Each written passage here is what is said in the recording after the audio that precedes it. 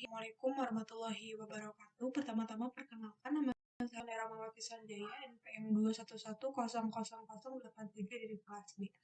Pada video kali ini saya akan mempresentasikan materi pengantar hukum Indonesia, di mana untuk memenuhi tugas ujian akhir semester mata kuliah pengantar hukum Indonesia di bawah dosen pengampu Ibu Dr. Hajah Dwi Asri Yustia SHMH dan Ibu Cynthia Rachmi SHMH. Dimulai dari istilah pengantar hukum Indonesia, PHI adalah kepanjangan dari kata pengantar hukum Indonesia, dan di kata pengantar hukum Indonesia ini ada tiga istilah, yakni pengantar, hukum, dan Indonesia. Pengantar mempunyai pengertian sebagai mengantarkan kepada tujuan tertentu atau dapat pula dimaknai sebagai memperkenalkan. Sementara hukum dan Indonesia adalah hukum Indonesia yang dimaknai sebagai hukum yang berlaku di Indonesia atau hukum positif. Tujuan dari mempelajari PHI yang pertama itu untuk mempelajari macam-macam hukum Indonesia, perbuatan apa saja yang diharuskan, diwajibkan, dilarang, diperbolehkan menurut hukum Indonesia, lalu kedudukan, hak, kewajiban bagi setiap warga Indonesia berdasarkan hukum Indonesia, dan juga untuk mengetahui macam-macam lembaga penyelenggaraan negara Indonesia. Yang terakhir, untuk mengetahui prosedur di dalam melaksanakan hukum acara menurut hukum Indonesia. Dapat disimpulkan bahwa di pengantar hukum Indonesia ini kita belajar tentang dasar-dasar dari hukum Indonesia sebelum ke pelajaran yang selanjutnya. Nah, yang selanjutnya ada tata hukum Indonesia. Pengertian dari tata hukum adalah terjemahan dari kata rechtsorde dalam bahasa Belanda yang berarti memberikan tempat yang sebenarnya kepada hukum. Nah, tata hukum adalah susunan yang terdiri dari aturan-aturan yang sedemikian rupa. Sementara tata hukum Indonesia adalah tata hukum yang sudah disahkan di sebuah negara yang dibuat serta disusun sedemikian rupa. Nah, di dalam Undang-Undang Nomor 12 Tahun 2011 tentang pembentukan peraturan perundang-undangan dalam pasal 7 diatur tentang jenis, hierarki, dan juga materi muatan perundang-undangan. Itu merupakan tentang susunan tata hukum Indonesia, bisa dibilang. Nah, yang pertama itu ada Undang-Undang Dasar Negara Republik Indonesia tahun 1945, ada ketetapan MPR, ada undang-undang dan atau PP, ada peraturan pemerintah, peraturan presiden, peraturan daerah provinsi, dan juga peraturan daerah kabupaten kota. Selanjutnya mengenai materi selanjutnya itu sejarah tata hukum Indonesia. Nah, di prakemerdekaan itu dimulai dengan masa VOC. Dari periode 1602 sampai 1769. Nah, hukum yang berlaku di Indonesia saat itu adalah masih hukum tidak tertulis atau hukum adat. Sedangkan untuk hukum yang berlaku bagi orang Belanda itu hukum yang berasal dari negara Belandanya, tetapi belum adanya kodifikasi hukum dan unifikasi hukum. Nah, di masa VOC ini, Belanda itu belum ikut campur dalam tata hukum Indonesia gitu. Mereka masih terfokus kepada bidang perekonomian. Nah, selanjutnya ada masa Besluitenregerings pada periode 1814 sampai 1855. Nah, di masa ini itu tata hukumnya itu berupa ketetapan raja.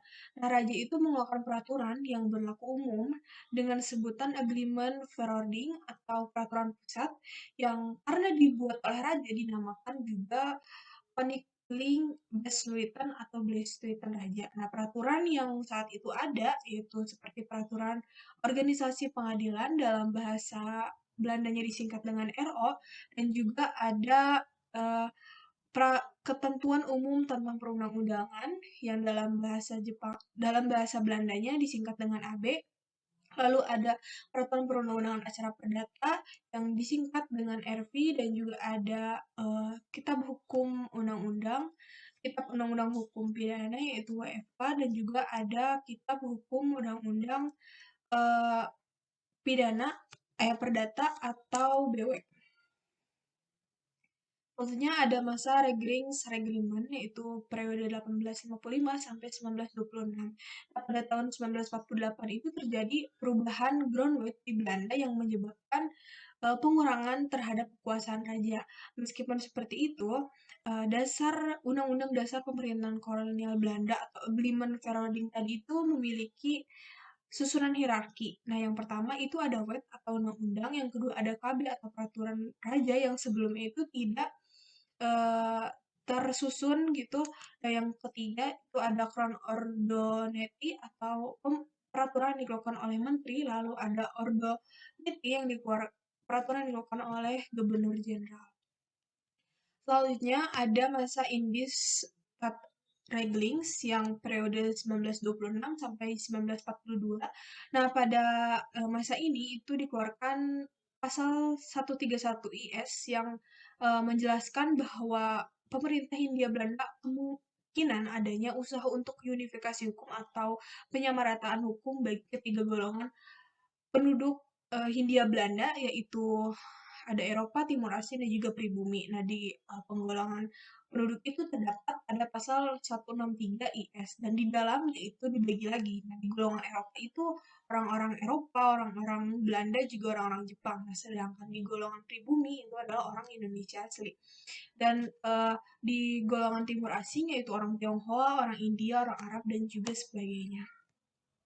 Nah, di golongan Eropa itu beberapa beberapa peraturan yang diberlakukan itu seperti susunan peradilannya yang digunakan bagi golongan Eropa di Jawa Madura dan Madura itu seperti residenti gereh atau acara peradilan di luar Jawa dan Madura diatur dalam Reglement Buiten Western atau RBG berdasarkan Stadblad 1927 pasal 227 untuk daerah hukumnya masing-masing. Lalu ada Radvan Jasti, yaitu Dewan Kehakiman yang mempunyai tugas wewenang mengenai masalah pidana perdata untuk seluruh wilayah Hindia Belanda. Lalu ada Hooggerechtshof, yaitu pengadilan tinggi pertama untuk perkara pidana di mana tindak pidana dilakukan oleh pejabat tinggi lembaga yudisial dan administratif itu di-handle oleh lembaga Hooggerechtshof itu. Nah, sedangkan di golongan pribumi itu beberapa berlaku di hukum perdata adatnya itu berhukum perdata adat dan juga hukum Belandanya itu Stadblad 1927 pasal 2523 tentang koperasi pribumi, lalu S1931 pasal 53 tentang pengangkatan wali di Jawa dan Madura, lalu ada S1939 pasal 570 tentang perhimpunan pribumi, lalu ada S1933 pasal 74 tentang perkawinan orang Kristen di Jawa, Minahasa, dan Ambon. Nah, kalau di golongan timur asing itu hukum yang berlakunya seperti hukum pidana dan hukum perdata adatnya itu eh, ada diatur dalam S1855 pasal 79 pasal 11 AB, lalu ada hukum acaranya itu sama seperti golongan Eropa dan golongan pribumi, lalu ada hukum perdata atau BW-nya itu pada S1924 557. Nah, selanjutnya ada setelah masa Belanda berakhir, itu ada masa Osamu-Seirei atau masa penjajahan Jepang. Nah, pada pelaksanaan tata pemerintahan di Indonesia ini berpedoman pada undang-undang yang disebut dengan Gun-Seirei melalui Osamu-Seirei.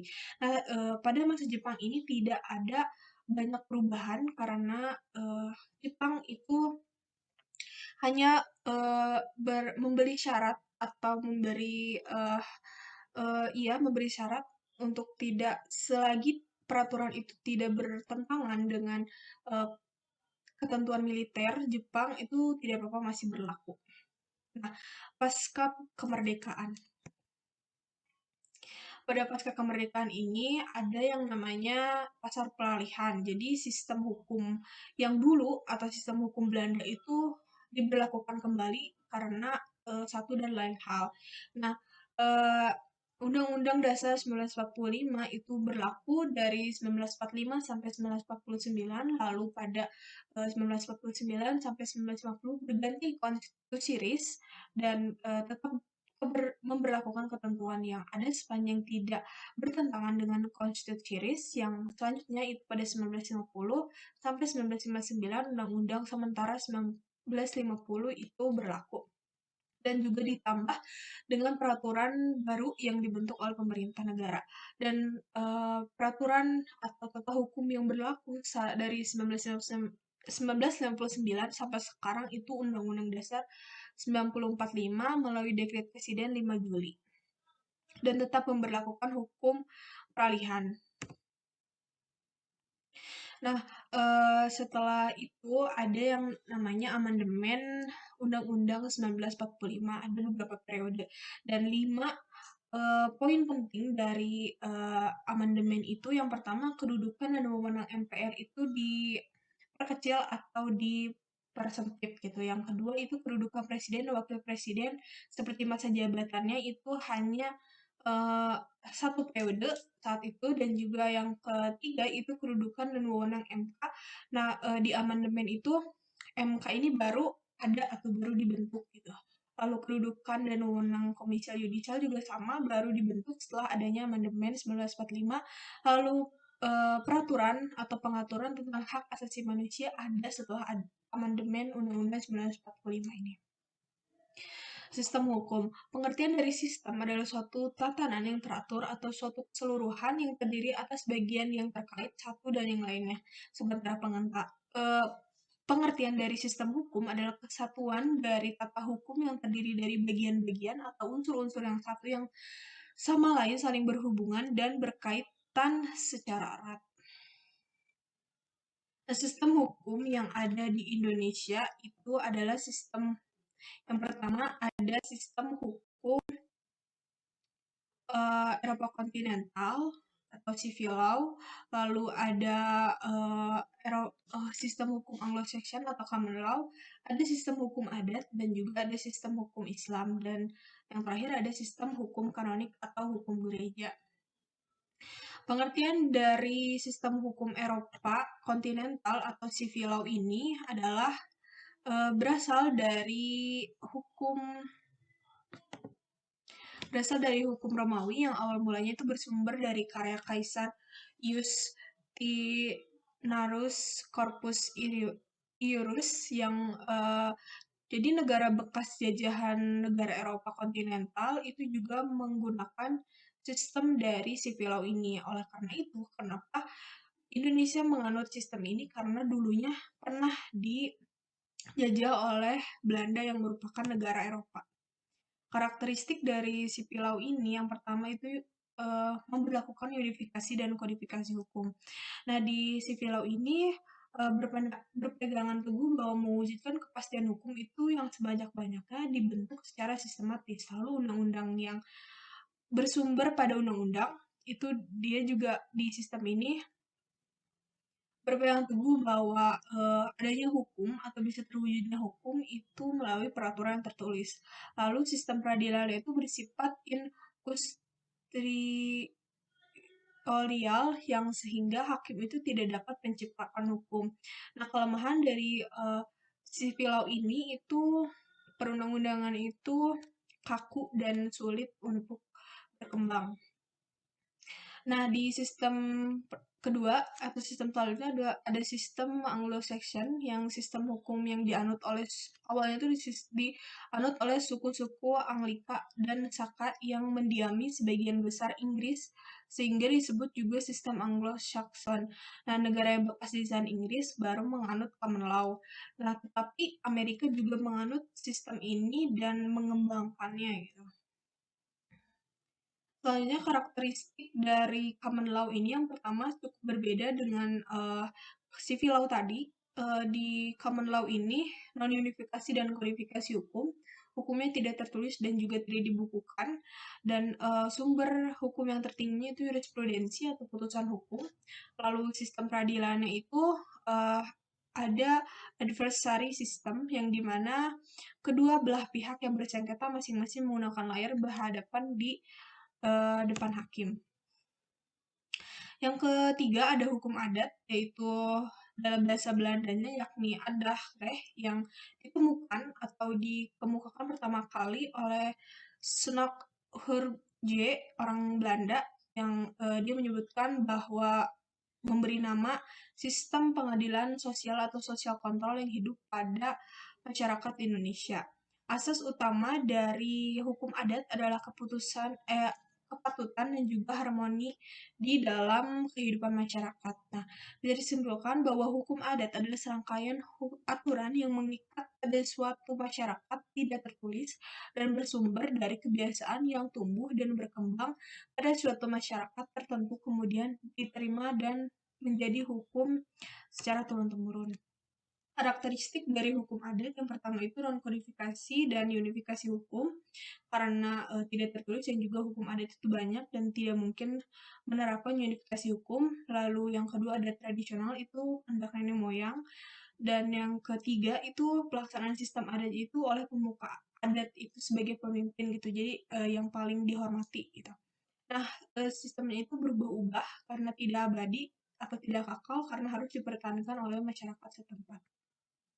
Yang terakhir ada hukum Islam atau dalam bahasa Inggrisnya Islamic Law, dalam bahasa Arabnya Syariah, adalah hukum yang aturan-aturan dari hukum agama.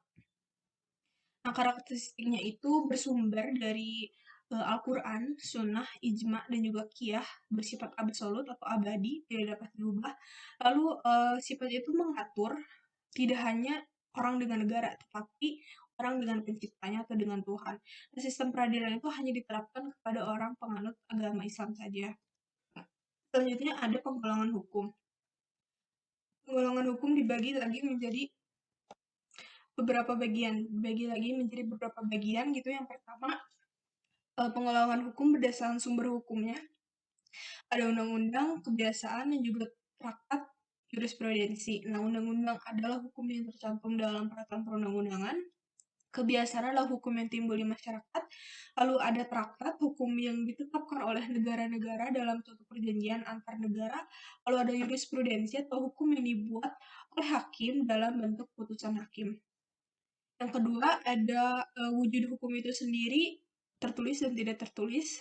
Pengertian dari tertulis, hukum yang tertulis adalah hukum yang dibuat oleh lembaga yang berwenang dalam bentuk tertulis dan dicantumkan dalam berbagai peraturan negara.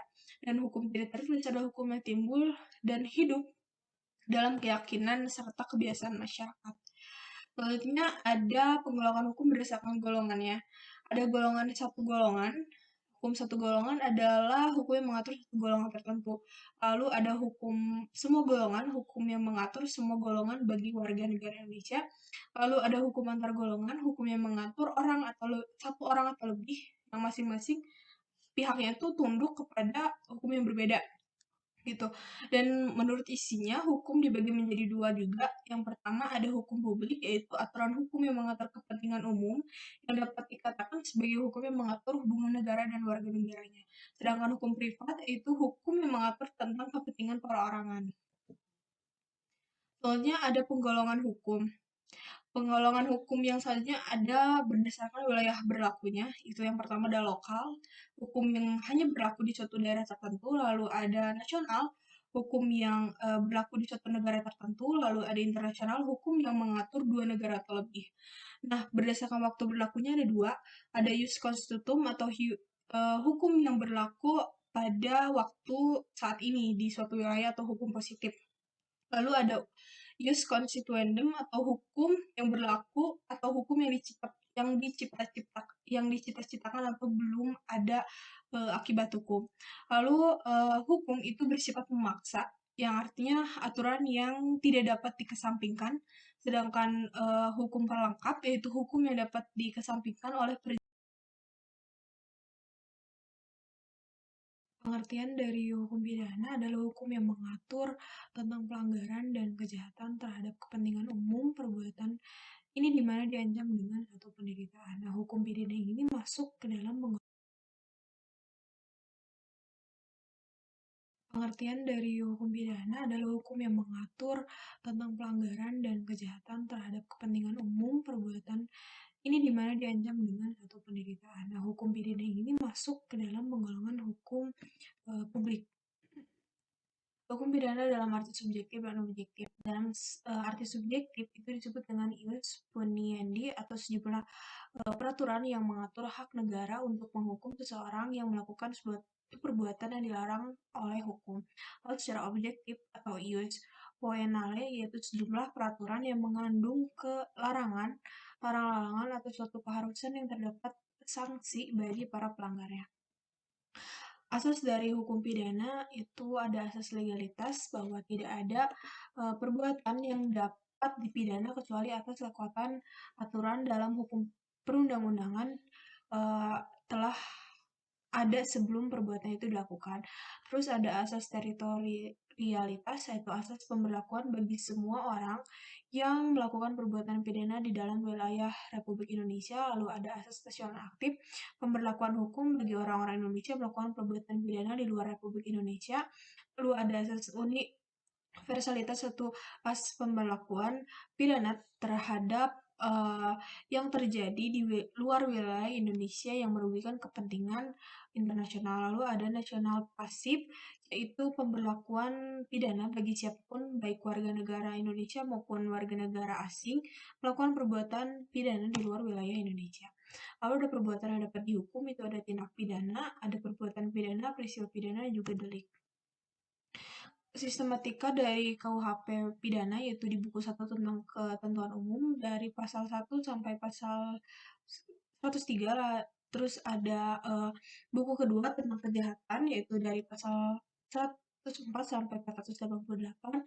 Ada pasal buku 3 tentang pelanggaran dari pasal 489 sampai 569. Yang kedua ada hukum perdata, itu masuknya ke hukum privat. Nah, hukum perdata itu dapat diartikan secara luas sebagai hukum pokok yang mengatur kepentingan perseorangan atau dikenal dengan hukum privat material. Nah, hukum perdata berdasarkan fungsinya itu secara material yang artinya mengatur kepentingan perdata subjek hukum atau yang bisa bilang di materi ini adalah aturannya. Lalu ada formil itu mengatur bagaimana cara seseorang mempertahankan apabila dilanggar oleh orang lain atau hukum acaranya. Nah, hukum perdata di Indonesia itu ada 3, ada hukum perdata adat, hukum perdata Islam, juga hukum perdata Barat itu. Hukum perdata adat itu berlaku bagi adatnya masing-masing seperti adat Batak, Minangkabau dan sebagainya, dan hukum perdata Islam, dan juga ada hukum kompilasi Islam itu berlaku bagi orang yang beragama Muslim. Lalu ada perdata Barat atau BW atau KUHP itu berlaku bagi seluruh warga negara Indonesia. Subjek dan objek hukum perdata itu manusia dan juga badan hukum, dan juga objek itu segala sesuatu yang berada di dalam peraturan pengaturan hukum dan dapat dimanfaatkan oleh subjek hukum berdasarkan hak atau kewajiban yang dimiliki atas objek hukum yang bersangkutan. Asas hukum perdata itu asas berkontrak, asas kebebasan berkontrak bahwa setiap warga negara bebas membuat kontrak. Lalu ada asas konsensualisme yaitu para pihak harus sepakat dengan perjanjian yang diadakan. Lalu ada asas kepribadian, tidak ada seorang pun dapat mengikat dari atas nama sendiri atau meminta ditetapkan suatu perjanji melainkan untuk dirinya sendiri. Nah, sistematika hukum perdata itu ada 2, berdasarkan KUHP Perdata atau BW dan berdasarkan ilmu pengetahuan. Nah, kalau berdasarkan BW atau KUHP itu ada 4 buku. Di buku pertama itu tentang orang, dan di buku kedua itu tentang benda, di buku ketiga itu tentang perikatan, lalu di buku keempat itu tentang pembuktian atau kadaluarsa. Nah, menurut ilmu pengetahuan itu ada hukum orang yang dimana hukum yang mengatur tentang orang sebagai pendukung hak kewajiban atau subjek hukum tentang umur dan kecakapan hukum. Lalu ada hukum keluarga yang mengatur tentang hubungan yang timbul karena akibat keluarga seperti perkawinan, perceraian, dan hubungan orang tua anak. Lalu ada hukum harta kekayaan, yaitu peraturan yang mengatur tentang hubungan seseorang dalam lapangan harta kekayaan, seperti perjanjian hak milik, gadai, dan sebagainya. Lalu ada hukum waris tentang harta yang sudah ditinggalkan oleh orang yang meninggal, itu diatur di hukum waris. Di hukum tata negara. Pengertian hukum tata negara dalam bahasa Belandanya Stadrecht dan dalam bahasa Inggrisnya Constitutional Law, dan menurut ahli itu sekumpulan peraturan yang mengatur organisasi daripada negara, hubungan antara alat pelengkap negara dalam garis vertikal dan horizontal, serta kedudukan warga negara dan hak asasinya.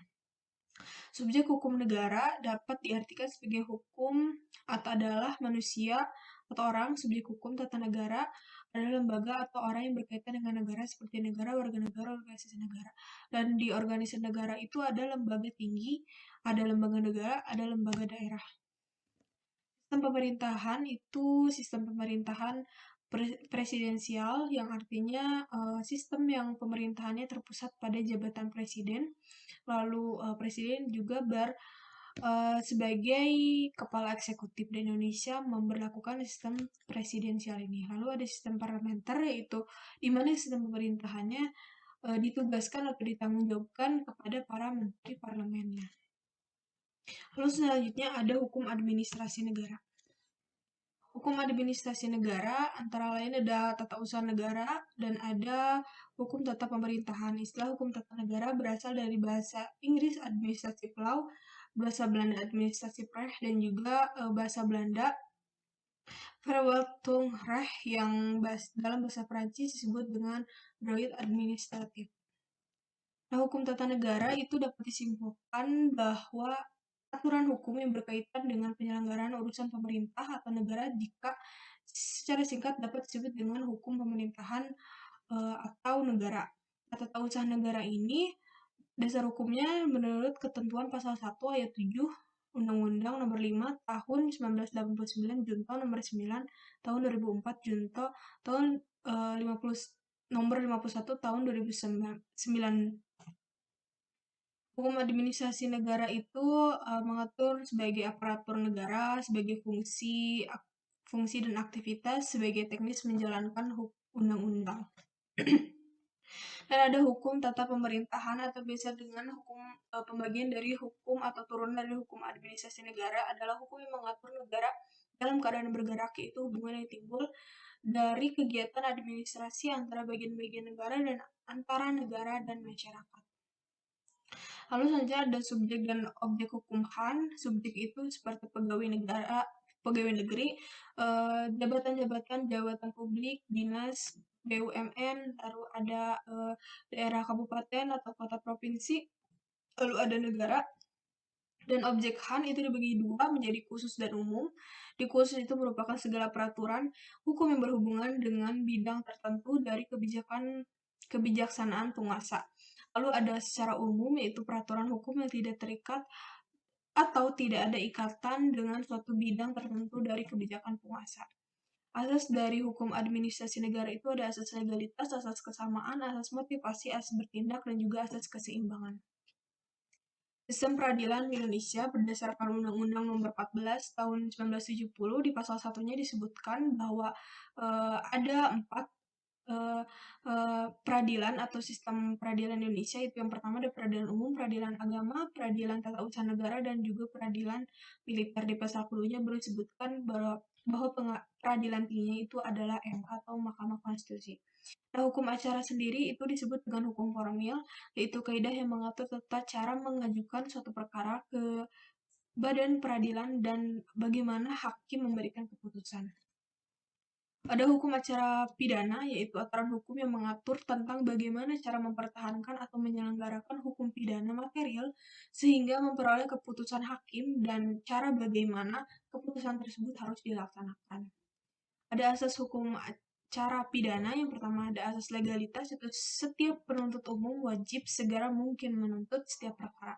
Lalu ada asas diferensiasi fungsional, yaitu setiap orang memiliki fungsi-fungsinya masing-masing. Lalu ada asas lex scripta, itu segala sesuatunya harus ditulis dan juga harus dicatat dan ditafsirkan secara ketat. Lalu ada hukum acara.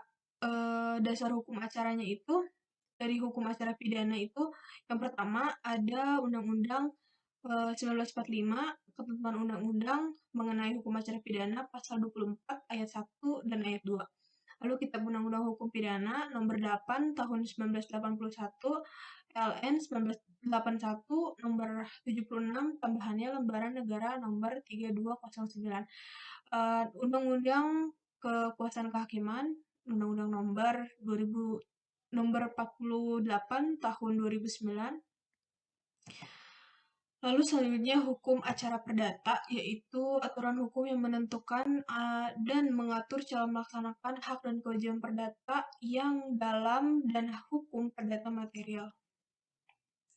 Asas hukum acara perdata itu hakim bersifat menunggu, hakim pasif, dan juga dikenakan biaya.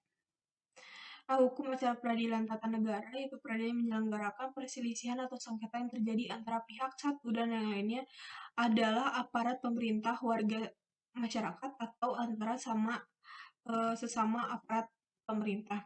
Asas tata negara, acara tata negara itu ada asas praduga mati, ada asas pembuktian bebas, dan juga ada asas keaktifan hakim. Dasar hukum tata usaha negara itu yang pertama ada pasal 24 ayat 2 Undang-Undang Dasar 1945, ada Undang-Undang 9 tahun 2004, Undang-Undang 51 tahun 2009. Lalu ada hukum dagang. Hukum dagang adalah hukum yang mengatur masalah perdagangan, yaitu masalah yang timbul karena tingkah laku manusia dalam perdagangan atau perniagaan. Selanjutnya, hubungan hukum dagang dan hukum perdata itu di KUHD itu ditetapkan bahwa hukum perdata itu berlaku sepanjang tidak ada diatur secara khusus dalam kitab ini. Nah, dalam merujuk pada pasal 1 itu tadi, di atasnya dijelaskan bahwa asas lex specialis dan lex generalis atau peraturan yang khusus akan mengesampingkan peraturan yang umum. Ruang lingkup dari hukum dagang ini mempelajari tentang pekerjaan makelar dan juga pekerjaan komisioner.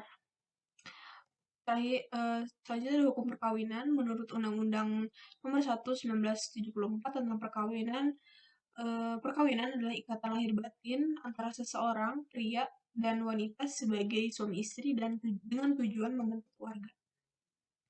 Asas dari perkawinan itu yang pertama ada asas monogami, itu berdasarkan BW itu melarang, tapi kalau asas monogami berdasarkan kompilasi Islam itu boleh. Lalu ada asas kebebasan kata sepakat atau tidak ada paksaan.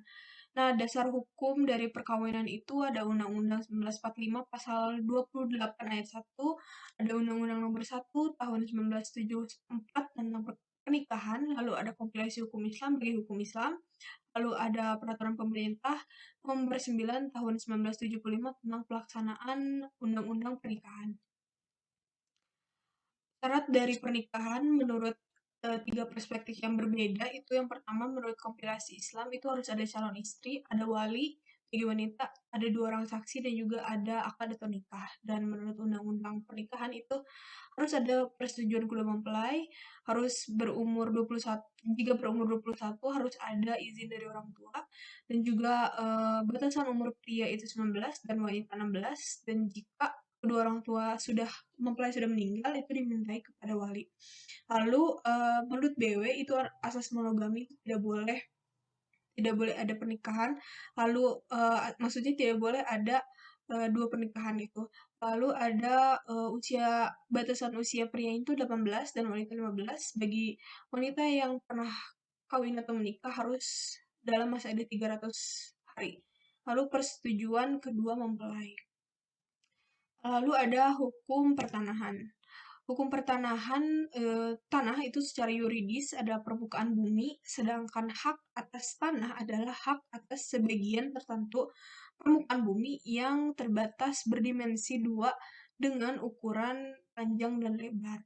Menurut Effendi Paringin, itu hukum pertanahan adalah keseluruhan peraturan hukum, baik itu tertulis maupun tidak tertulis, yang mengatur hak penguasa akan tanah yang merupakan lembaga-lembaga hukum dan hubungan-hubungan yang konkret. Lalu dasar hukum pertanahan itu Undang-Undang Nomor 5 tahun 1960 tentang dasar pokok agraria yang dimuat dalam Statblad Nomor 104 tahun 1960, lalu ada peraturan pemerintah Nomor 10 tahun 1961 tentang pendaftaran tanah, lalu peraturan pemerintah Nomor 4 tahun 1996 tentang hak guna usaha, hak guna bangunan, dan sebagainya. Dan terakhir ada asas hukum pertanahan, itu ada asas unifikasi, asas pemisahan horizontal, asas tanah mempunyai fungsi sosial, asas spesialis, asas publitas, dan juga asas adat. Sekian presentasi dari kisah.